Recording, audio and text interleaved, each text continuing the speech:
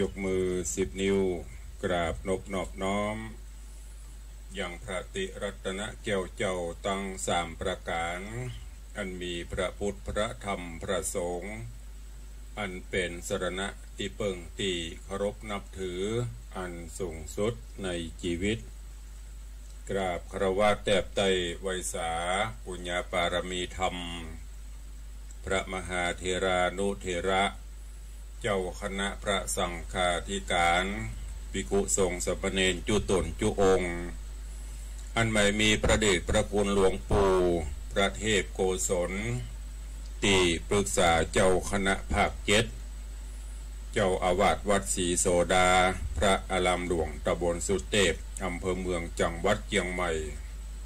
พระเดชพระคุณหลวงพ่อท่านเจ้าคุณพระเทพปริยัติเจ้าคณะจังหวัดเชียงใหม่เจ้าอาวาสวัด7 ยอดพระอารามหลวงตำบลจางเผือกอำเภอเมืองจังหวัดเชียงใหม่เป็นต้นเป็นประธานเจริญสุขเจริญปอนปอออกแม่ออกศรัทธานาบุญตินจองห้องวัดจุหนุ่มเท่าใจยิงก็ขอน้อมต้อนรับทุกท่านเข้าสู่รายการมรดกธรรมกับเมือง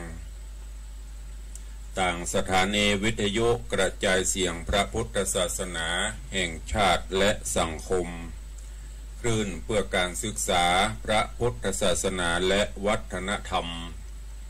ส่งสัญญาณกระจายเสียงจากสถานีวัดฝ่ายหินตำบลสุเทพอำเภอเมืองเชียงใหม่จังหวัดเชียงใหม่สถานีวิทยุวัดหนองกายตำบลสันปัญญางอำเภอแม่แตงจังหวัดเชียงใหม่สถานีวิทยุ CM77 วิทยุอินเทอร์เน็ตล้านนาสถานีวิทยุพระพุทธศาสนาจังหวัดเชียงรายและสถานีวิทยุคลื่น FM 96 เมกะเฮิรตซ์ในความอุปถัมภ์ของมูลนิธิพระบรมธาตุเจ้าดอยสุเทพตลอดจนวิทยุชุมชน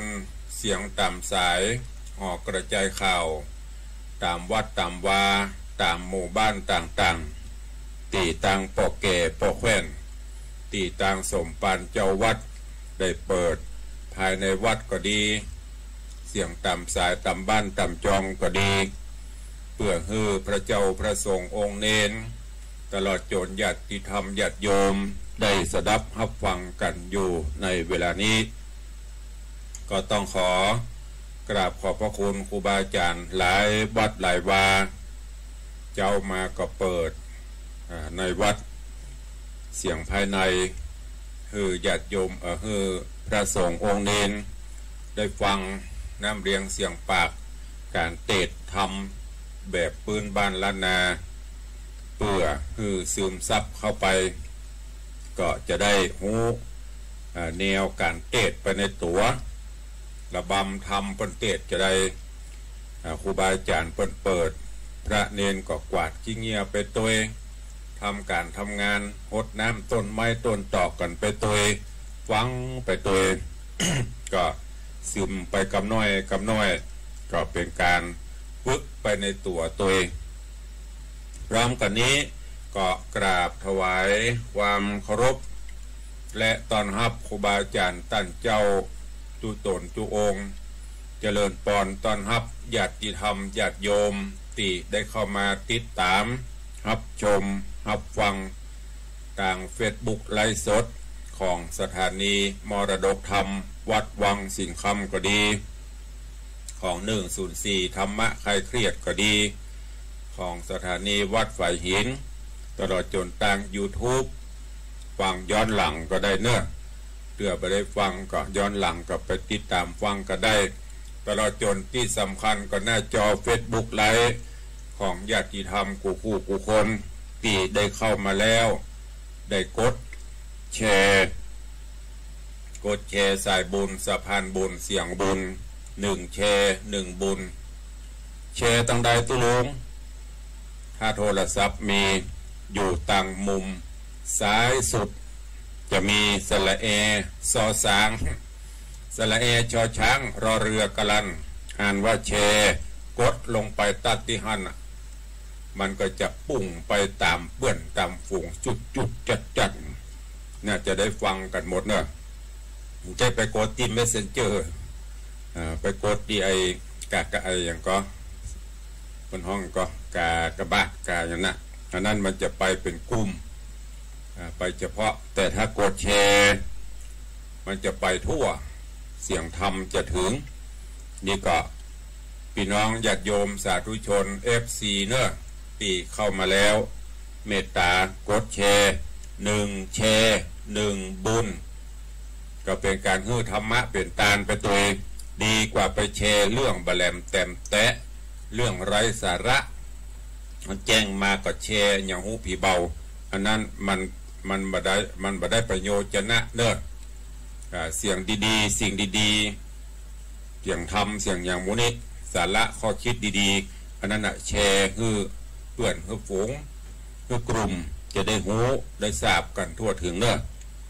ก่อนอื่นก็ขอตักตายครูบาอาจารย์และญาติธรรมญาติโยมที่ได้เข้ามาติดตามรับชมรับฟังที่ได้มารายงานตัวในตอนเช้าวันนี้เจริญปอนคุณโยมพิรุณภักดีรายงานตัวครับสาธุเจริญปอนคุณโยมสรินทิพย์บุญเลิศน้อมกราบใบสาเจ้าสาธุ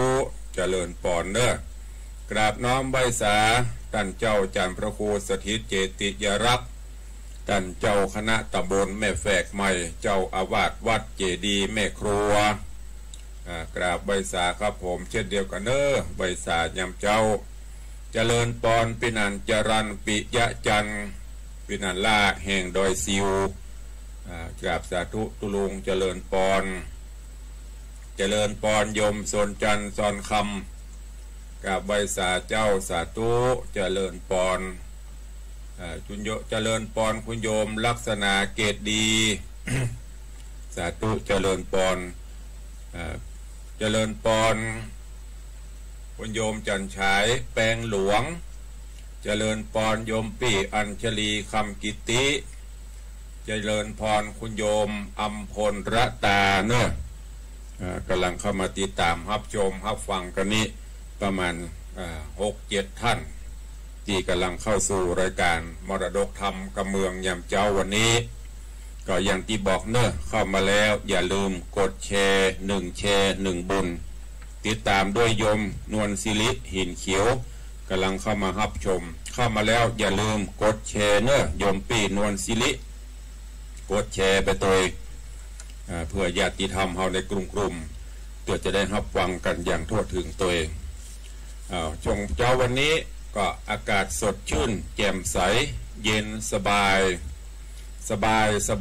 ฮูลา คืมฟ้าคืมฝนแต่ก็ว่าประตกเดือดเลือดแต่บ้านหลายที่ก็อาจจะตก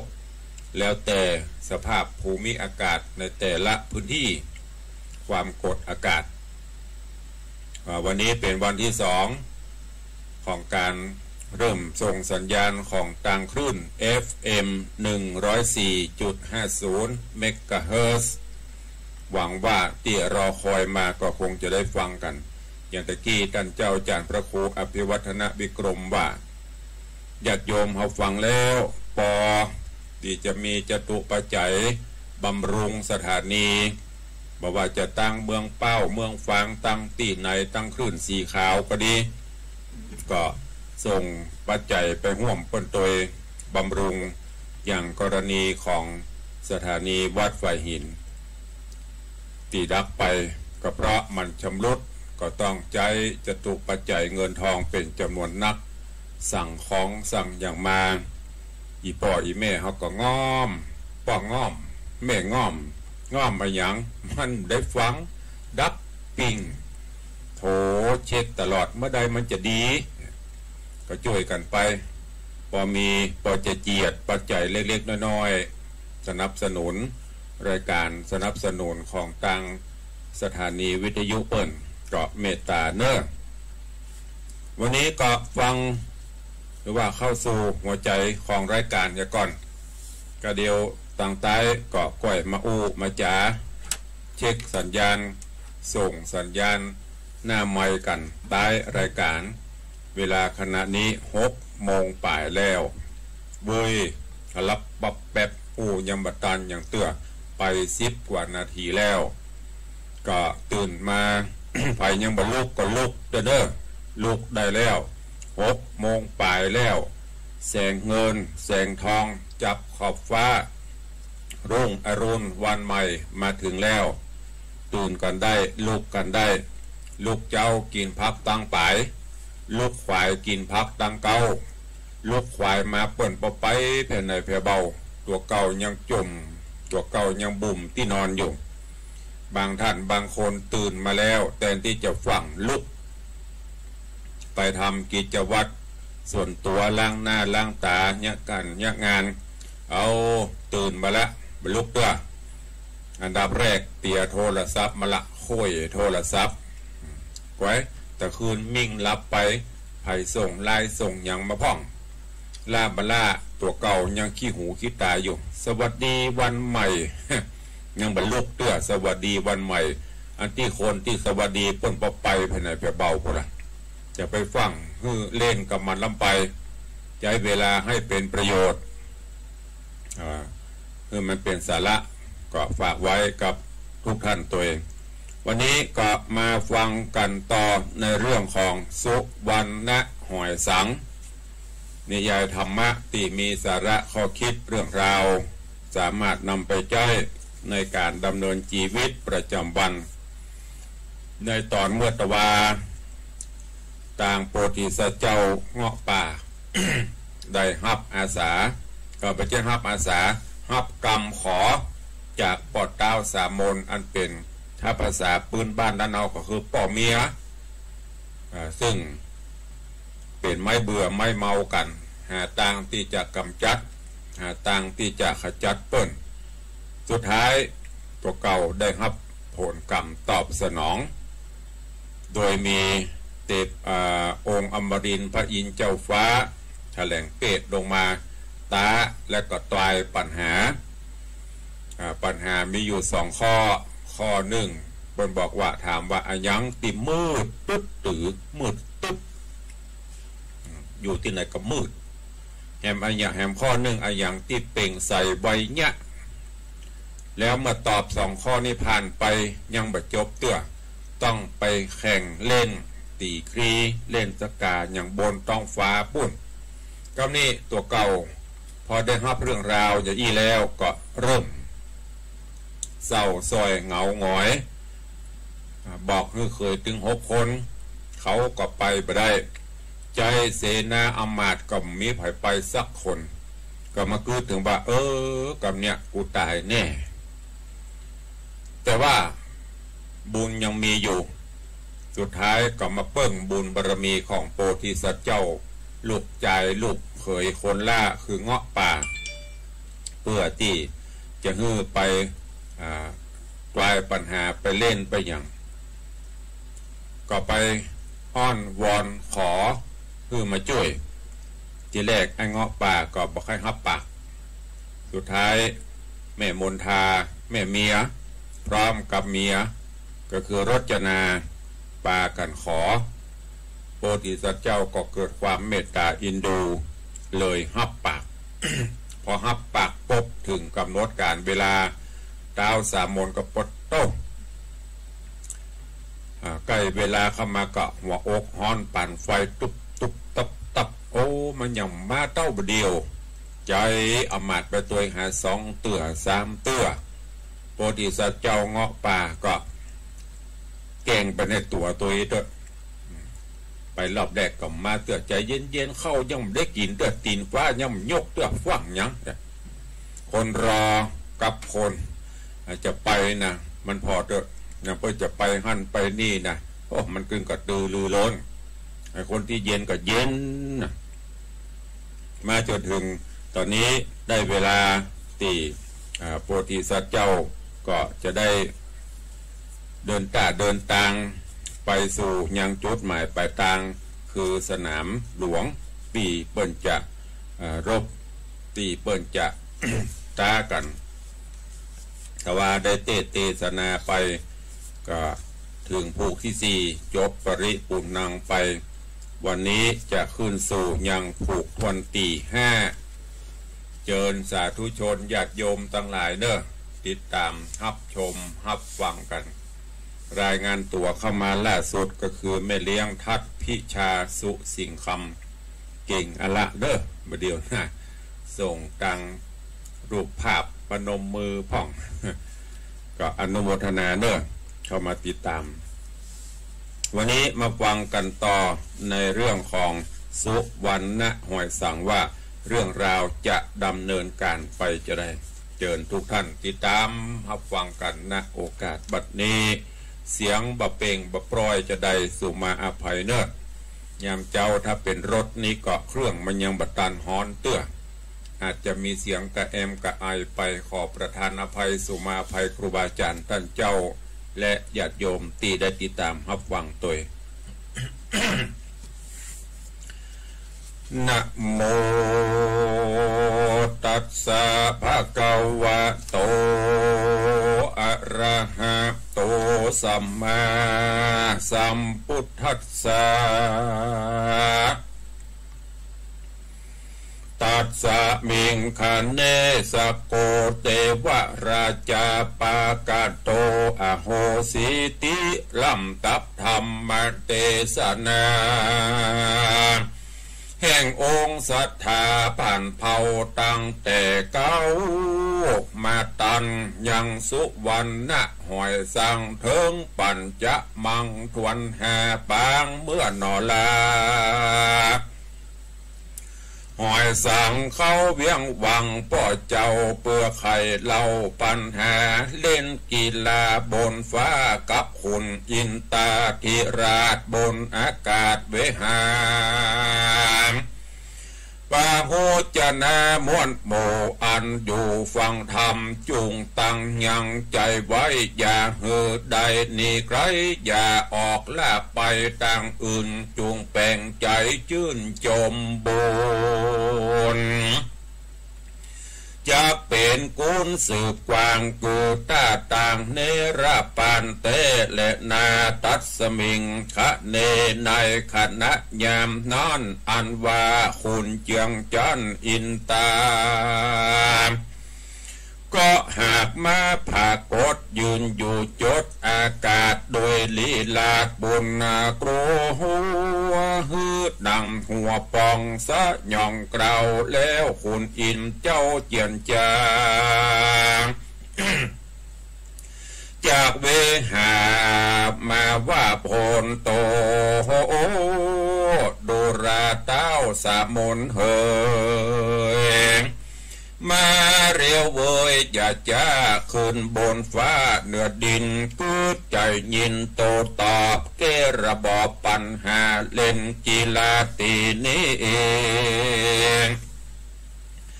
ที่บนนี้เรียวปันหรือไผ่อันจักมาแก่สั่งมาจ้าเต้เฮยหายเมื่อนั้นคนตั้งหลายมี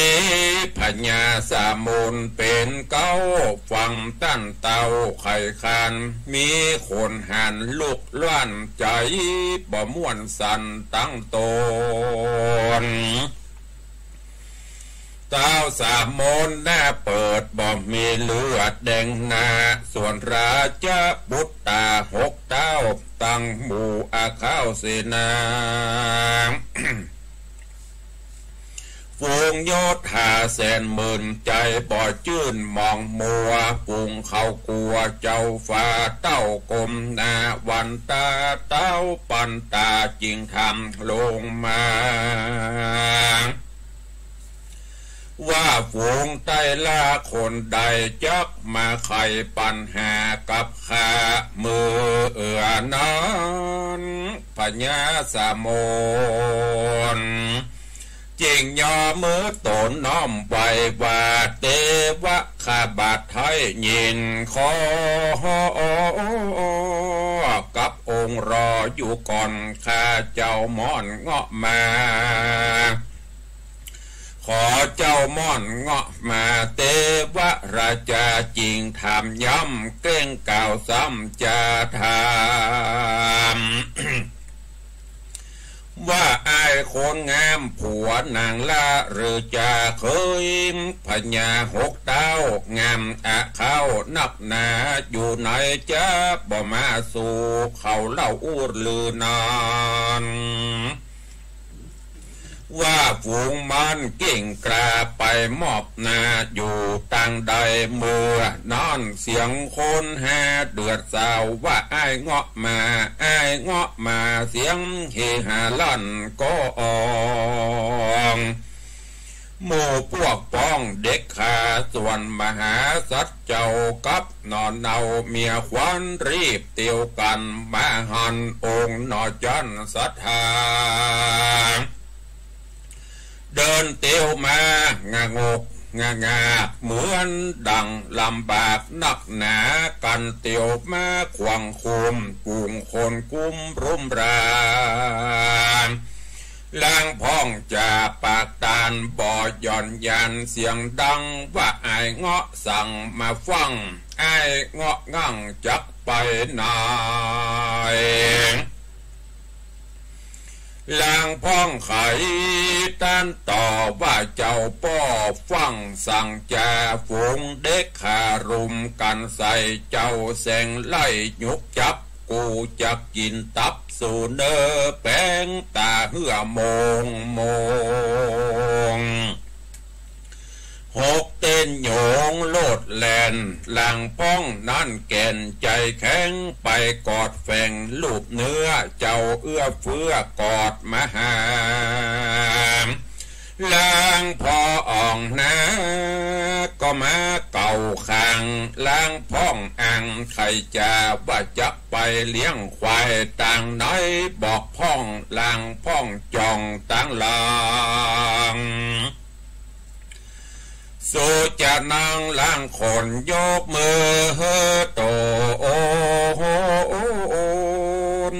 ขึ้นไหวพระนอไทยสุวรรณโดยกุศหันว่าเจ้าพระปิ่นเกล้าสำคั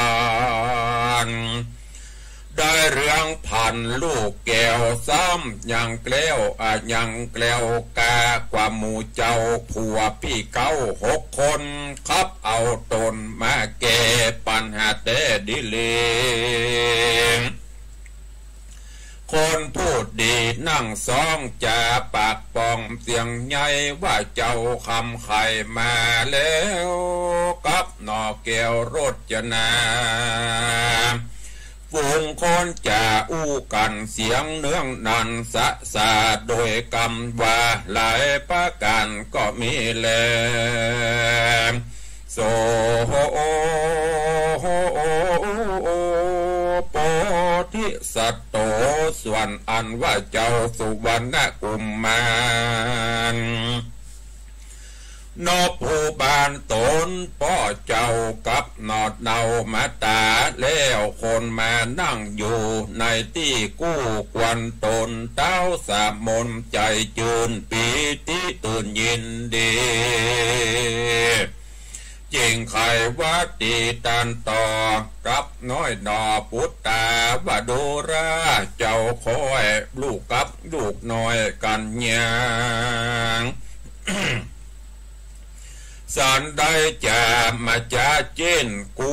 พ่ออกดินใจหายบาดนี้ปอดนายมาแล้วใจพร้อมเพลวนอยินดี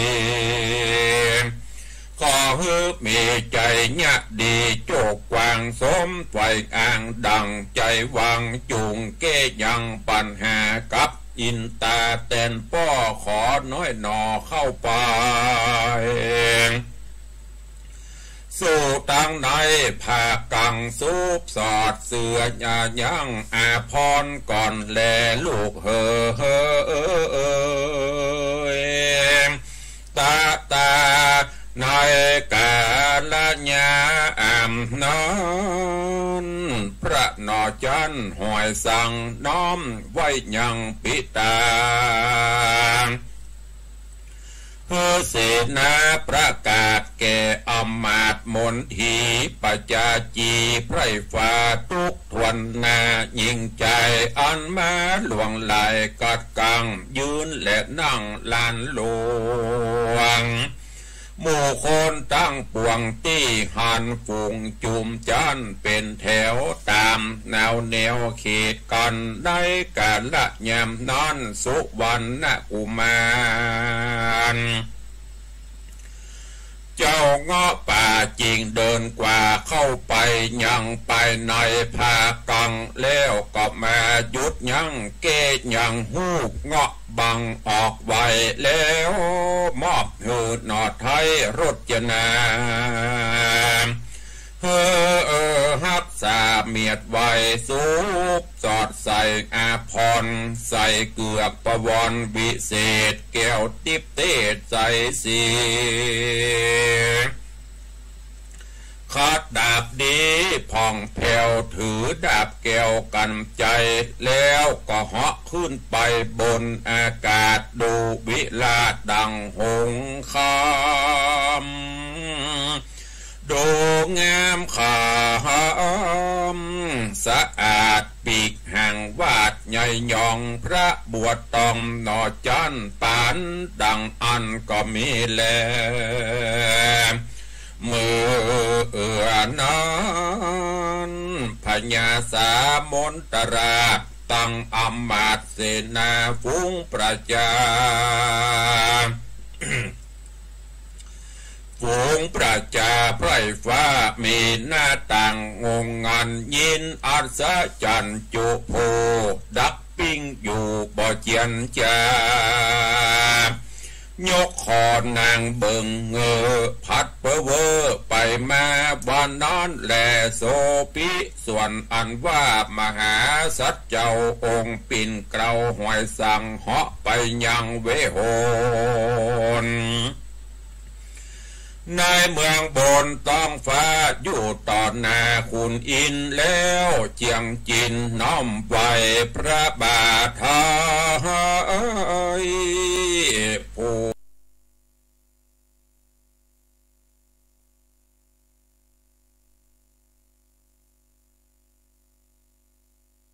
ผู้บ้านองค์ขวา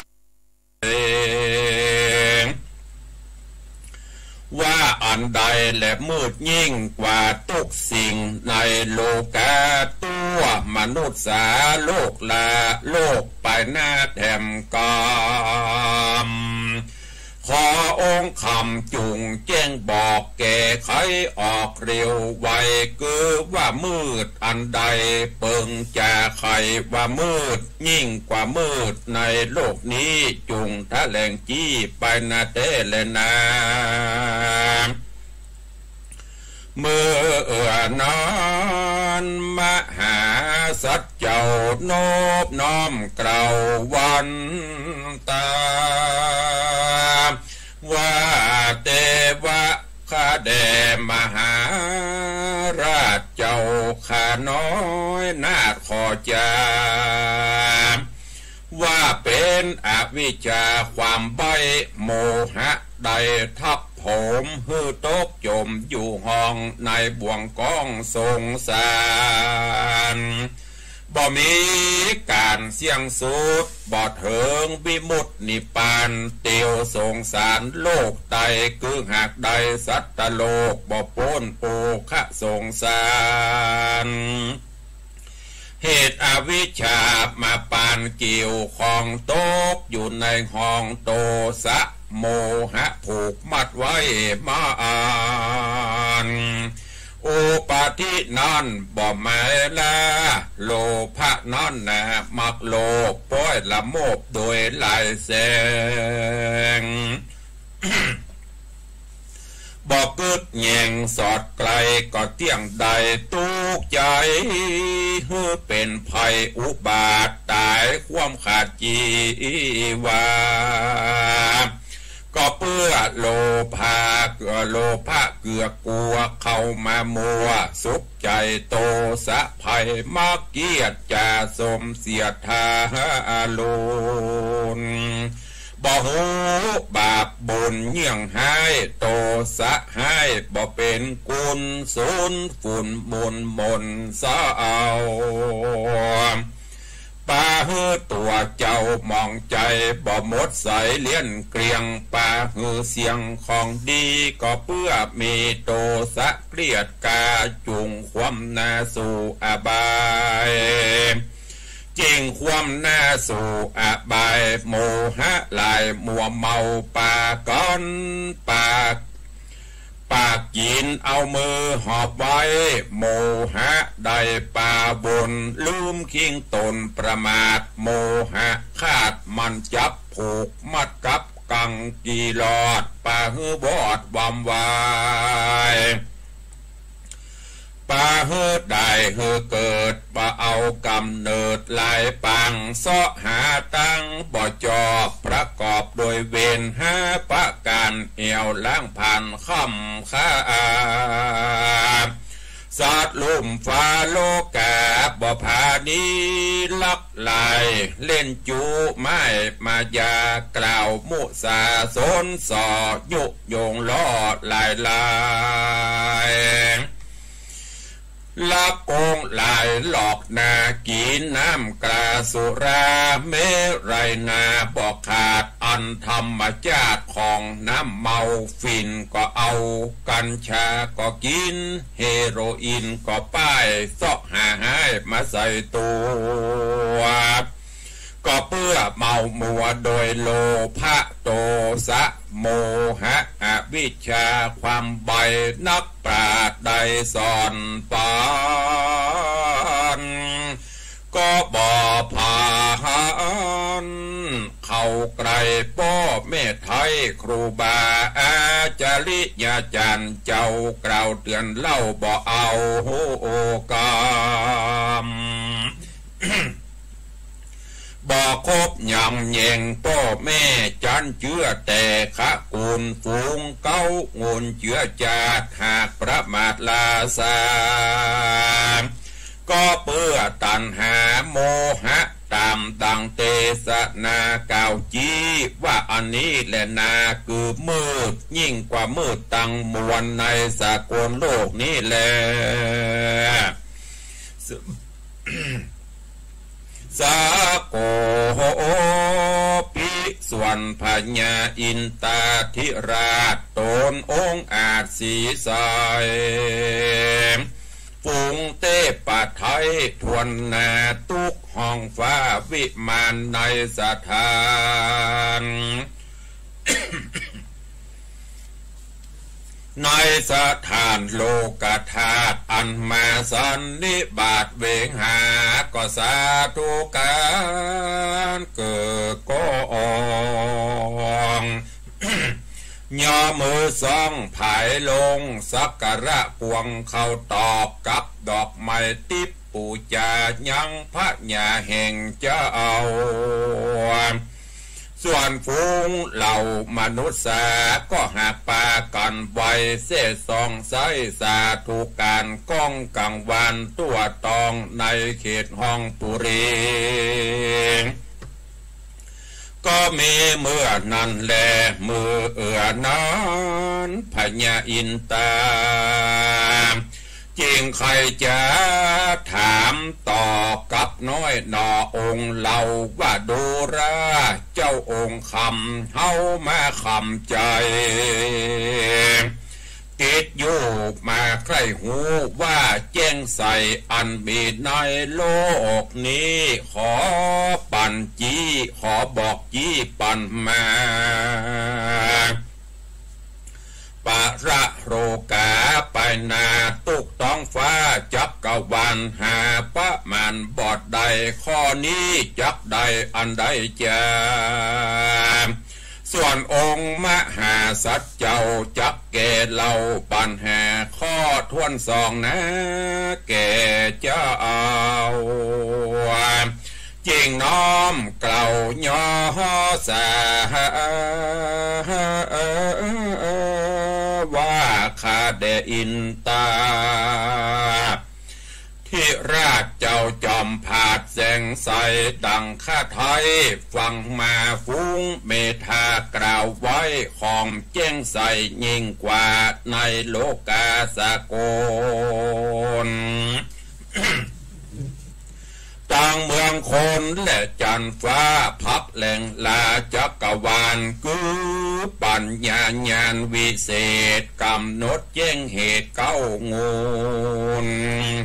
อันเป็นกุลและโทษเป็นประโยชน์และบ่เป็นประโยชน์ตราบเก้าโคตรสังขารถอนอุปทานออกได้รักษาคิงไทยบริสุทธิ์พระโลกุตราชาพระโลกุตราจารย์กล่าวไว้อันนี้สายและแจ้งใสยิ่งกว่าแจ้งใสอยู่ไปในโลกนี้บอกกรรมกีดำมัวปะละโลโกโลกลายามนอนอินตาเจ้าฟ้ากับเทวดามวลหมู่อันอยู่บนเวหาฮือเสียงสาธุการแก่ตนเชียงคันตันเจ้าเอาผายยังเข้าตอกดอกไม้ปูจาล้างพ่องโลมาคนสราปีติอาบเต็มตนลูกหกยนต์วิ่งเต้นฟ้อนแอนเล่นไปมาล้างพ่องแกว่งวัดทาเสื้อผ้าฟุงอายุดินดา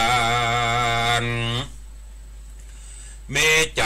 เจยบานผ่องแผ่วไว้นอแก้วสัทธาเป็นมหาปังความเขือกเสียงยาวเยือโกลาหลก็มีในการละยามนั้นและนานิธิตังขีญาสังวันนาวิเศษจาห้องเหตุธรรมเทศนาสุวรรณหอยสังผูกทวนที่5ตอนที่1ก็บังกรมสมพระเอกสเดช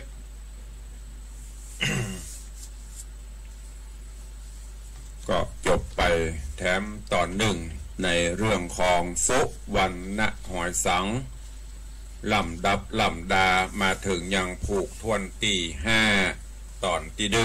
1ซึ่งในตอนนี้ต่างโพธิสัตว์เจ้าเงาะป่าก็ได้รับอาสากับป่อพญาปอดดาวสามนแม่นางมนทา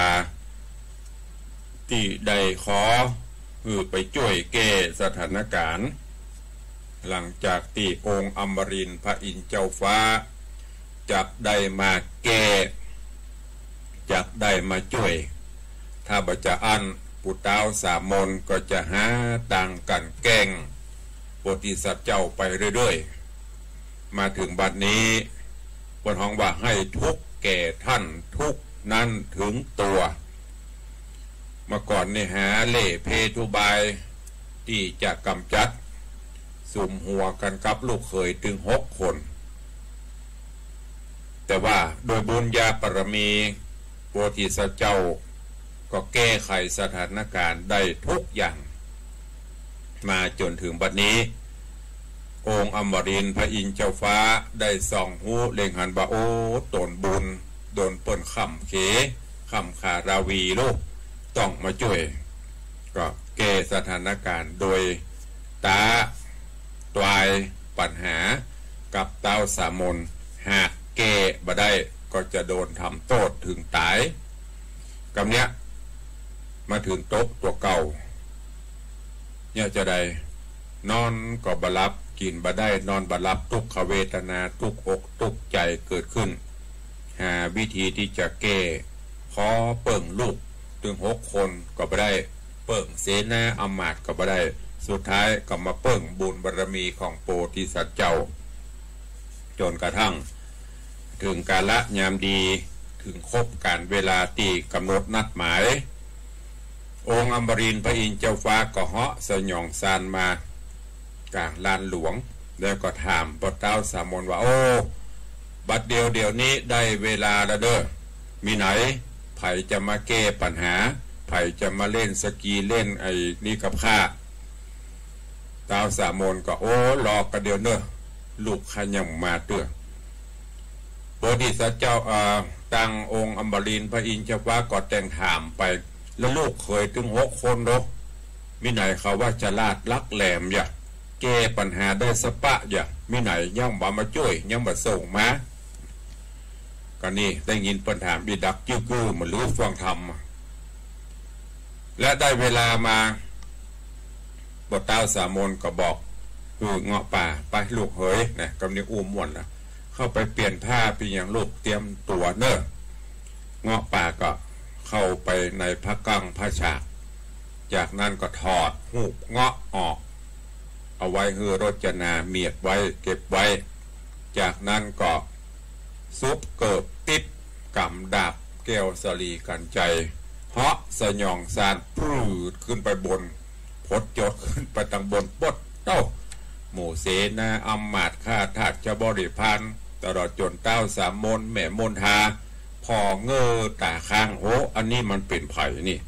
ใจเงาะป่าลูกเขยเขารู้นี่แต่พอไปก็ยังใหญ่มัน โป่งอกโป่งใจพอโพธิสัตว์เจ้าสยองซานขึ้นไปถึงเปิ้นก็เริ่มเบื้องต้นตักตายกันได้เวลาดีแล้วก็ถามโอ้ปัญหาที่ข้าถามแต่เก่าแต่เงาเจ้าจะแก้จะกล่อมว่าจะได้ที่ถามว่าอันยังติดมืดที่สุดในปัตภีบอกว่าจะอยู่ที่ไหนก็มืดโพธิสัตว์เจ้าก็ตอบว่าข้าแด่ท่านเต้าพญาอันที่ว่ามืดที่สุดในโลกนี้ก็คงจะบ่มีอย่างที่จะมืดเต้าอวิชชาคือความมืดบอดความบ่หูอย่างต่างๆนะตามหลักในต่างหลักธรรมคำสอนพระพุทธศาสนาอวิชชาคือความมืดบอดแล้วก็ถ้ามืดเข้ามาแล้วกิเลสมันก็โตยมาโลภะโทสะโมหะเข้ามาครอบงำสยองซ้ำเข้าไปแหมเนี่ยถ้าเจอเหล่านี้แล้วมันจะมืดมดตกอยู่ในห่วงของอวิชชาเข้ามาเกี่ยวมาคล้องจะตกอยู่ในห้องโทสะโมหะตัณหากิเลสต่างๆมันก็จะเข้ามาติ๊กอันเนี้ยเป็นเพราะว่าเกิดความมืดบุคคลใดถ้าถูกอวิชชาเข้าครอบงำอวิชชาเข้ามาเต็กเต่งแล้วอันนั้นแหละมืด8 ด้านเพราะฉะนั้นพระถึงบอกว่า ต้องหาโอกาสกำจัดอวิชชาความมืดบอดต่างๆออกไปจากตนจากตัวเฮาโดยการศึกษาโดยการมีศีลมีธรรมเข้าไปคัดไปเก๋าไปเหล่าให้มันหมดเกลี้ยงไปจะบ่ได้ตกอยู่ในภวังคะตัณหาต่างๆกิเลสตัณหาก็จะบ่ได้ครอบงำอันเนี้ยเพราะว่าถ้าเรามีอวิชชาห่อหุ้มในจิตในใจแล้วมันมืดมดอย่างถึงวันที่มีเรื่องมีราวเกิดขึ้นก็เพราะเหตุเนี้ยถูกอวิชชาครอบงำความมืดครอบงำจึงทำให้เกิดเหตุการณ์เรื่องราวต่างๆเกิดขึ้นพอโพธิสัตว์เจ้าตอบไปจะนี้โอ้องค์อมรินทร์พระอินทร์เจ้าว่าก็ยกมือสาธุปัญหาที่ท่านตอบมาถูกต้องแม่นยำเทบุตรเทวดาก็พระผายเขาตอกดอกไม้เสียงสาธุการก็เกิดขึ้นจากนั้นเปิ้นก็ถามปัญหาข้อต่อมาก็คือข้อที่2เปิ้นฮ้องว่าอันอย่างละที่แจ้งใสที่สุดในโลกนี้ใสปิ้งพระที่สัจเจ้าก็ตอบว่าสิ่งที่ใสที่สุดในโลกนี้ก็คือปัญญาญาณ ปัญญาญาณปัญญาแจ้งใสไว้เนี่ยเปรียบเสมือนดาบสลีกันใจสามารถที่จะปราบปรามฝ่าฟันทุกอย่างคนใดบุคคลใดถ้ามีปัญญาอย่างเดียวแก้ได้หมดปัญญาแสงแจ้งใสไว้เนี่ยที่ไหนมืดถ้ามีปัญญาเข้าไปมันจะแจ้งสว่างสวัยโดยการตีใจคิดพิจารณาแยกแยะงูจักผิดชอบชั่วดีโดยมีปัญญาเข้าไปแก้ไขนี่คือปัญหาสองข้อตีเปิ้นถามไว้ก็โพธิสัตว์เจ้าเงาะป่าก็แก้ไขแก้แถลงการได้พอตอบไปจะนี้เสียงสาธุการก็กึกก้องกำปนาดขึ้นจากนั้นเปิ้นก็จะตากันไปเล่นสกีสกาอย่างต่อไปก็ให้ติดตามฟังกันในตอนต่อไปเนอะในหัวข้อธรรมวันนี้แก่นธรรมวันนี้ญาติโยมทั้งหลายขอฝากไว้หัวใจปัญญาเมื่อมีอะไรอย่างมาติดมาคล้องหรือเมื่อเราถูกอวิชชาเข้ามาครอบงำทำให้จิตใจเราอาจจะอ่อนล้าเมื่อยล้าก็ขอหัวใจปัญญาญาณพินิจพิเคราะห์ก่อยคิดก่อยติตรองไปเนอะทุกอย่างปัญหาทุกอย่างมีต่างแก้โดยการใจปัญญาเข้าไปแก้ไขก็จะทำให้เรื่องราวต่างๆคลี่คลายลงอันนี้ฝากไว้กับทุกท่านตัวจะไปเฝ้าไปฟังจะไปเอาโมหะตัวเก่าจะไปเอาตัณหาจะไปเอาโทสะความโกรธความลุ่มความหลงต่างๆเข้ามาครอบงำนักเอาปัญญาเข้าไปแก้ไขแล้วชีวิตเฮาไซจะพบปะกับแสงสว่างก็ฝากกับทุกท่านตัววันนี้เวลาก็ล่วงเลยมาบ่อยก็จะเข้าสู่หมดรายการเนอะตุลุงขอโปร่งวางหัวใจของรายการคือเตะทำไว้แต่เพียงเท่านี้ใต้รายการก็จะได้อนุโมทนาขอบอกขอบใจเชิญชวนประชาสัมพันธ์ข่าวสารเนอะใกล้เข้ามาแล้วเนอะวันนี้วันที่18ละก็เหลือเวลาแถมบอกกี่วันก็จะถึงวันงานทำบุญประจำปี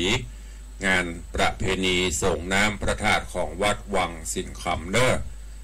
ทุกเจ้าทุกวันทุกรายการตุลุงก็จะได้ประชาสัมพันธ์น้อมเอิญเจิญจวนมวลญาติธรรมเขาเนอะได้มาร่วม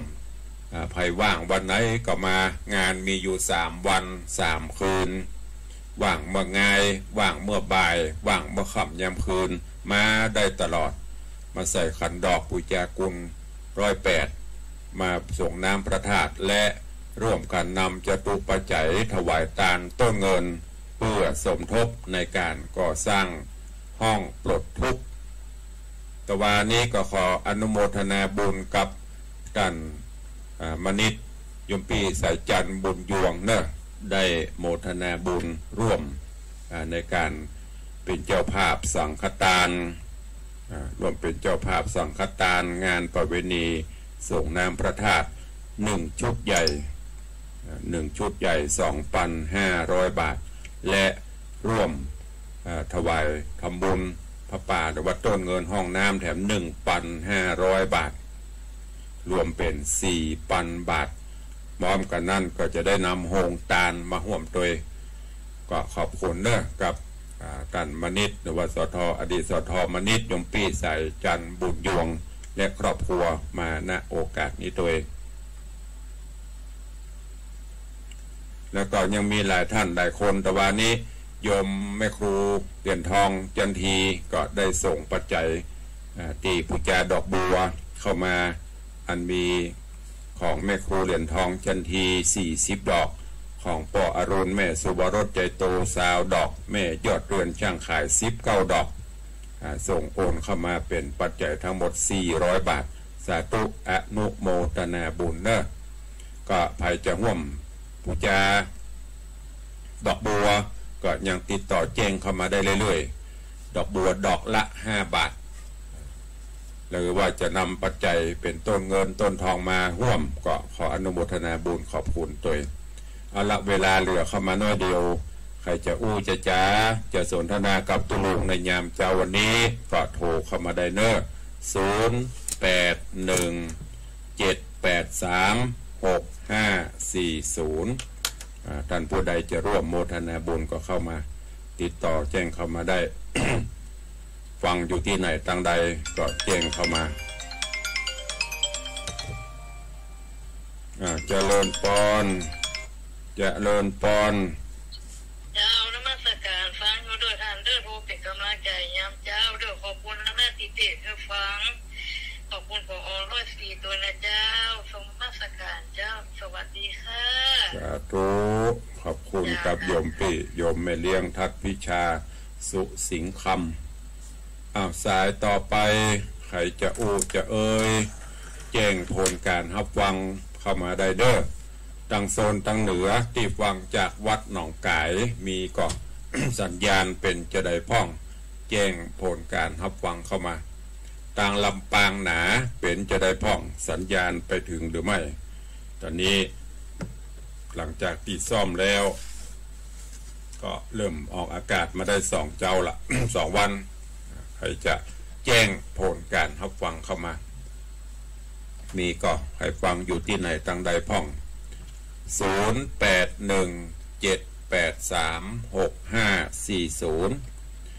ทางหน้าเฟซตอนนี้ก็มีโยมปิอัมพรโยมอัมพรกันถ้ามีโยมจัญญาฟองซักแม่วิน้องแฮกเกอร์เข้ามาชมจันคำแสงบุญ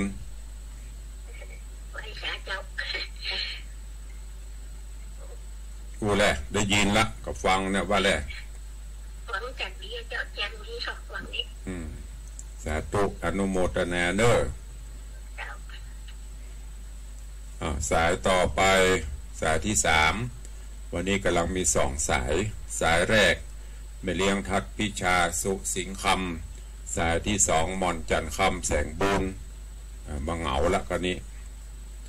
สายที่3จากที่ไหนพ่องเหลือเวลาแถม4นาที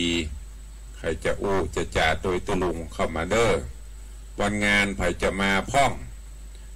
ตุลุงวันงานข้าเจ้าจะไปอีเมจะมาเนอะจะได้จื่นใจอันบกองถามไปจะได้มากะก็แน่ว่าถ้าไม่ได้ไปนะมีใครไปส่งขอกำลังใจลงเพียบ เปิดละวันที่1กรกฎานี่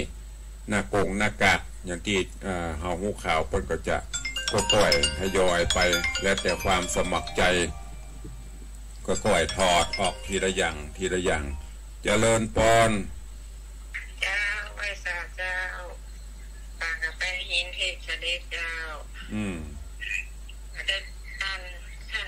จะจัดวันใดเหรออะไรอย่างจะมีงานวันใดเหรอทำโมแจ้งวันไหนไปซาวรอบประจำกะ26 27 28 26 27 28 3 วัน 3 คืนเนอะงานก็จะแล้วนะยังบอกว่าวันใดตัวเมาบรรยากาศเจ้าฟังแล้วจำตัวเนอะ26 27 28 3 วัน 3 คืนเนอะหวังมาได้ก็มาเนอะสาธุเจริญปอนสายต่อไปเจ้าว่าเลยได้ยินแล้วนี่แม่อภัยไม่คือเด้อแต่ตูได้หลายหมื่นละได้หลายอยู่เจ้าดีมากเพื่อมาถึงไงกะต้องพยายามมาถึงเนอะปั๊มให้มาถึงเนอะของพวกเลี้ยงลงก็ได้ของพวกเลี้ยงลงได้สักแสนแล้วกะแม่เขามาวันไหนมาจากตู้มาที่ตองเจ้าไปที่ตองวันอาทิตย์พอดีอะดีมาก26ก็ได้หลาย26นี่ปุ๊บตั้งห้องรวมตู้ก็26จะดีแม่ครัวก็26ของแม่ปานีก็ได้26วันติดนั่นเป็นวันหยุดเป็นยังว่างวันไหนก็ได้เด้อสาธุเนอะแม่เนอะเจริญปอนยมแม่อำไพกองลาดสาธุเจริญปอนบริษัทครับท่านพระครูไม่ออนครับผมครับผมอยากไม่ออนครับผมสาธุจากแม่ออนเจริญปอนสาธุเนอะเอา1 นาทีสุดท้ายมีไม่เอ่ยขอบคุณ FC บอกว่าจากแม่อ่อนจากแม่คือเนอะจากเทพเสด็จวันนี้มาหลายตีอยู่ตั้งเหนือนี่มันได้ยินตั้งหนองกายดับปิ้งจะได้ยินเมื่อปุ่นมันดับปิ้งมันบะมีสถานีนั่นนะโทรมาเดือดร้อนยามที่ฮือโทรจะเช็คสัญญาณดับปิ้ง ใครฟังอยู่ที่ไหนแฮม1 นาทีสุดท้ายวันที่26นี่ถ้าจะมากันไล่เนอะจากแม่คือจากสันทรายจากวิเวกของโยมตู่นี่จะมากันวันที่26วันแรกของงานสีนวลมาลุกไปละหมดเวลาหมดพอดีมันถึงมีระยะเนาะ FC ที่โทรเข้ามา4-5 สายก็ขอบคุณเนอะที่บละกันวันนี้เวลาหมดเวลาขอนำรายการจากครูบาอาจารย์พอออกไม่ออกศรัทธานาบุญไปก่อนเนาะปะกันใหม่ในวันต่อไปอยู่ดีมีสุขเหมือนกันจุตนจุองค์จุปู่จุขนเนอะจตารโอธรรมาวัฏันติอายุวันโนสุขังพลัง